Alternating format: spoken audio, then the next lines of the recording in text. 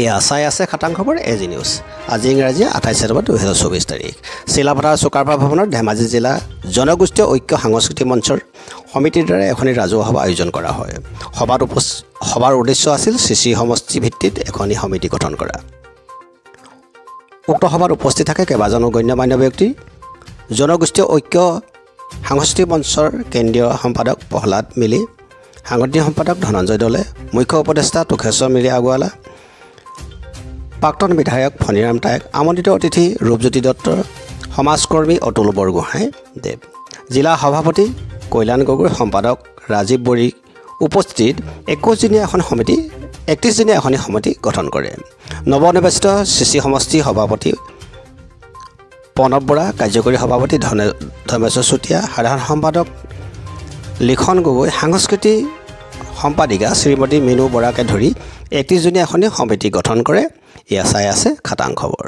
বিভিন্ন জাতি জনগোষ্ঠী একত্ৰিত হৈ যাতে আমি এই সাংস্কৃতিক পৰম্পৰাবিলাক যে কেনেকৈ উদ্ধাৰ কৰোঁ, আমি একেলগে হৈ কেনেকৈ থাকিব পাৰোঁ। তেওঁলোকৰ আশা আছে অসমখনৰ এটা বৰঘৰ সজোৱা, যিটো বৰঘৰৰ মাজত যাতে আমি সকলো জাতি জনগোষ্ঠী একত্ৰিত হৈ এই সাংস্কৃতিৰ দ্বাৰা আমি প্ৰেম ভাৱ এটা আনিব পাৰোঁ, মৰম চেনেহ ভাৱ এটা আনিব পাৰোঁ, লগতে আমাৰ সংস্কৃতিক আমি জীয়াই ৰাখিব পাৰোঁ। তাৰ উদ্দেশ্যৰে আজি আমাৰ এই জনগোষ্ঠী সাংস্কৃতিক ঐক্য মঞ্চই এই কৰ্মভাগ কৰি আহিছে। কাৰণে সমিতি এখন গঠন কৰিবৰ কাৰণে আপোনালোকক নিমন্ত্ৰণ কৰিলোঁ। আৰু বিশেষ ক'বলগীয়া নাই, আমাৰ উপদেষ্টা মণ্ডলী আৰু আমাৰ বিষয়ববীয়াসকল আহিছে, তেখেতলোকে সবিশেষ সকলো কথা জনাব। তো আজি সভাৰ উদ্দেশ্য ব্যাখ্যা ইমানেই। ধন্যবাদ। পুনৰবাৰ সকলোকে শ্ৰদ্ধা নিবেদি মই আমাৰ লক্ষ্য উদ্দেশ্য কি সেই কথাটো অকণমান কৈ আপোনালোকক মই ক'বলৈ চেষ্টা কৰিম। তাৰ প্ৰাক মুহূৰ্তত মই আহি থাকোঁতে এটা চিন্তা চৰ্চা কৰি আহিছোঁ, আজি মই কেনেকৈ আৰম্ভ কৰিম। মই আমি ঐক্য হওঁ আজি, জাতি জনজাতি পুত্ৰ হওঁ যদি আই অসমে, আমি লক্ষ্য লওঁ সকলো জনগোষ্ঠী অক্ষুণ্ণ ৰাখো আমি অসমীয়া জাতিক, নহ'লে অসমীয়া বুলি নাথাকিব আমাৰ অসমত কোনো জাতি, আমাৰ অসমত কোনো জাতি। এই ঐক্য হওঁ আমি জাতি জনগোষ্ঠী পুত্ৰ হওঁ যদি আই অসমে, নানা ধৰ্ম ভাষা মিলনৰ ভূমি খহিব ধৰিছে আজি, জাতি নিশেষ হোৱাৰ আখৰা চলিছে, চাই থাকিব লাগিব নেকি? অসমীয়া জাতিবোৰ ভাগ ভাগ হলে অসমীয়া জাতি হব কোন অকলে, এই ঐক্য হওঁ আমি জাতি জনগোষ্ঠী পুত্ৰ হওঁ যদি আই অসমে। এনেদৰে মই ভাবি আহিছো আৰু আমাৰ লক্ষ্য উদ্দেশ্য ইয়াতেই আছে। মূল ভাৱটো সেইটোৱেই, আমি সাংস্কৃতিকভাৱে অসমীয়া জাতিটো আমি যদি এক হৈ নাথাকো, খণ্ড বিখণ্ড হৈ আছিল আৰু বৰ্তমান বৃহৎকৈ হ'ব ধৰিছে। এই অসমীয়া জাতিৰ যিটো মালাডাল বা মূল খুঁটিটো আমি কেনেকৈ ধৰি ৰাখিম, এই কথাটো চিন্তা চৰ্চা কৰিয়ে জনগোষ্ঠীয় সাংস্কৃতিক ঐক্য মঞ্চ 18 চনৰ 20 ফেব্ৰুৱাৰী তাৰিখে 2018 চনৰ 20 ফেব্ৰুৱাৰী তাৰিখে গোলাঘাটতে জন্মগ্ৰহণ কৰি থুনুক থনাকৈ খোজ কাঢ়ি কাঢ়ি আপোনালোকৰ মাজলৈ আমি আহিছো। আৰু আমাৰ কথাটো হৈছে কি, এটা পৰিকল্পনা আছে যে শেষত মই এই বৰঘৰৰ যিটো আমাৰ গীত, এই গীতটিৰে মই মোৰ বৰ্তমান চমু বক্তব্যটো সামৰিম। আৰু ক'বলগীয়া হ'লে আপোনালোকৰ যদি প্ৰশ্ন সুধে হয় মই উত্তৰ দিবলৈ চেষ্টা কৰিম।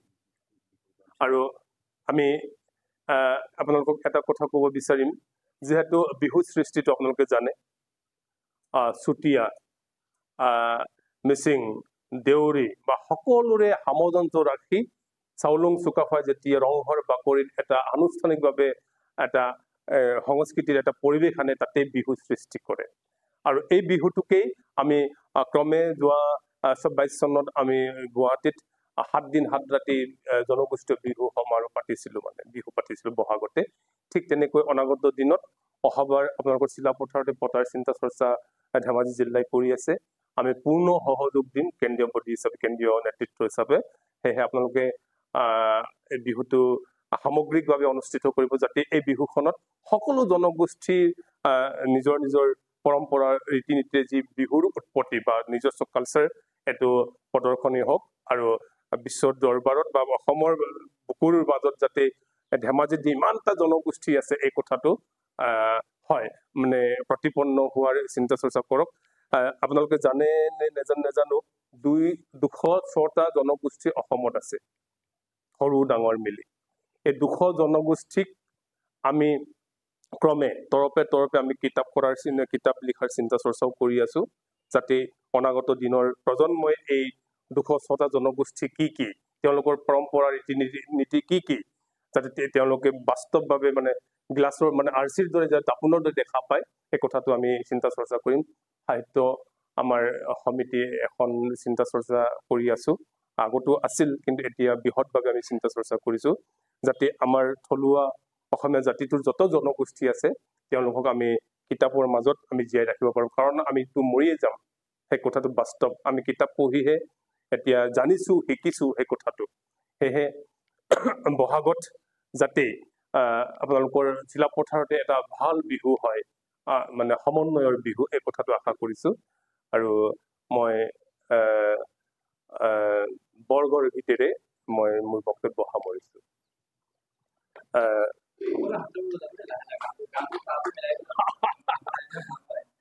মানে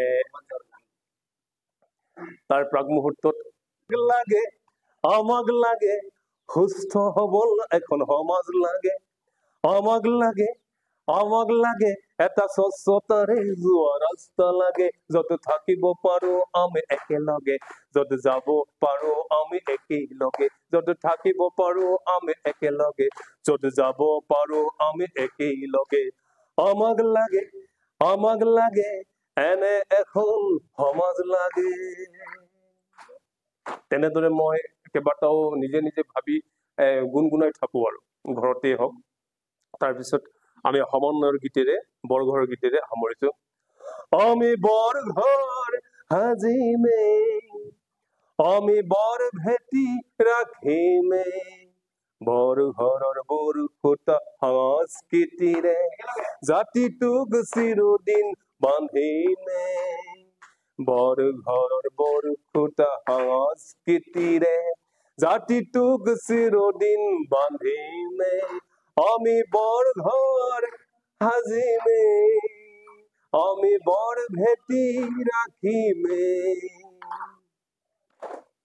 আৰ্য জাতি আমি, পাহাৰ ভৈয়ামৰ মাটি আমাৰে, আৰ্য জাতি আমি, পাহাৰ ভৈয়ামৰ মাটি আমাৰে, আমি অসমীয়া সযুগমীয়া, আমি অসমীয়া সযুগমীয়া, বিভেদৰ জুৰিডাল ছিঙিমে, একতা দোলেৰে বান্ধিমে, আমি বৰঘৰ সাজিমে, আমি বৰ ভেটি ৰাখিমে, জ্যোতিৰে আমি আগুৱাম ইতিহাসৰ পথ পঢ়ি, উত্তৰ পুৰুষৰ বাবে আমি গঢ়িম, কৰ্মই আমাৰ ধৰ্ম যদি, আমি অসমীয়া নহওঁ দুদিনীয়া, আমি অসমীয়া নহওঁ দুদিনীয়া, অসমীৰ মান আমি ৰাখিমে, অসমীয়া হৈ আমি থাকিমে, আমি বৰঘৰ সাজিমে, আমি বৰ ভেটি ৰাখিমে, বৰঘৰৰ বৰখুটা সংস্কৃতিৰে জাতিটোক চিৰদিন বান্ধিমে, বৰঘৰৰ বৰখুটা সংস্কৃতিৰে জাতিটোক চিৰদিন বান্ধিমে জাতিটোক চিৰদিন বান্ধিমে জাতিটোক চিৰদিন বান্ধিমে জাতিটোক চিৰদিন বান্ধিমে ধন্যবাদ মই বৰ্তমান জনগোষ্ঠীয় সাংস্কৃতিক ঐক্য মঞ্চৰ মুখ্য সম্পাদক হিচাপে বৰ্তমান ধেমাজি জিলাৰ চিলাপথাৰত আহিছোঁ আৰু চিলাপথাৰত চিচিবৰ সমষ্টি আমি সমিতি এখন কৰিছোঁ আমাৰ সমষ্টি মহকুমা সমিতি আঞ্চলিক সমিতি গাঁও সমিতি বা শাখা সমিতি থাকে আমাৰ জনগোষ্ঠীয় সাংস্কৃতিক ঐক্য মঞ্চৰ আৰু জনগোষ্ঠীয় সাংস্কৃতিক ঐক্য মঞ্চ সমিতিৰ বৰ্তমান চিচিবৰ গাঁও সমষ্টি সমিতি আমি কৰিছোঁ য'ত মহকুমাত থাকে তাত মহকুমা সমিতি য'ত সমষ্টি সমিতি থাকে তাত সমষ্টি সমিতি আমি কৰিছোঁ কিন্তু আমি নিৰ্বাচনী কেন্দ্ৰিক নহয় আমি কাম কাজ কৰাৰ এটা প্ৰক্ৰিয়াৰ চিন্তা চৰ্চা কৰিয়ে এই আমি সমিতিবোৰ কৰিছোঁ আমি অসমীয়া জনগোষ্ঠীয় যিবোৰ যি জনগোষ্ঠীয় আমাৰ থলুৱা কৃষ্টি সংস্কৃতি আছে কৰ্ম সংস্কৃতি আছে সেই বিগত যেনেকৈ হাত ভনী খণ্ড বিখণ্ড হৈ গ'ল অসমীয়া জাতিটোৰ বা অসমৰ পৰা যাতে অসমত আৰু খণ্ড বিখণ্ড নহয় তাৰে চিন্তা চৰ্চা কৰি জনগোষ্ঠীয় সাংস্কৃতিক ঐক্য মঞ্চই সাংস্কৃতিকভাৱে আমি সমিতি এখন কৰি গৈ আছোঁ যিটো সমিতি গাঁও সমিতি পঞ্চায়ত সমিতি সমষ্টি সমিতি কিন্তু আমি কৰ্ম সংস্কৃতি গঢ়িবৰ বাবেহে এই সমষ্টিবোৰ কৰিছোঁ MLA মিনিষ্টাৰ ৱাৰ্ড মেম্বাৰ খেলিবৰ বাবে নহয় এই কথাটো একদম বাস্তৱভাৱে সকলো অসমৰ ৰাইজে অসমীয়া ৰাইজে জানিব লাগে যাতে অসমীয়া জাতিটো আৰু খণ্ড বিখণ্ড যাতে নহয় সকলো জনগোষ্ঠী মিলি আমি অসমীয়া জাতি সেই কথাটো আমি চিৰন্তন সত্য আৰু এই চিৰন্তন সত্যটোক বাস্তৱ ৰূপ দিবৰ বাবে আমি জনগোষ্ঠীয় সাংস্কৃতিক ঐক্য মঞ্চই বৰ্তমান কৰি আছোঁ আৰু বৰ্তমান চিলাপথাৰত আমি চিচিবৰ সমষ্টি সমিতি আজি গঠন কৰিছোঁ আজি এই চুকাফা ক্লাবটোত চুকাফা এই কাৰ্যালয়ত আৰু চিলাপথাৰত ধন্যবাদ বেছি কৈতো লাভ নাই নাছিল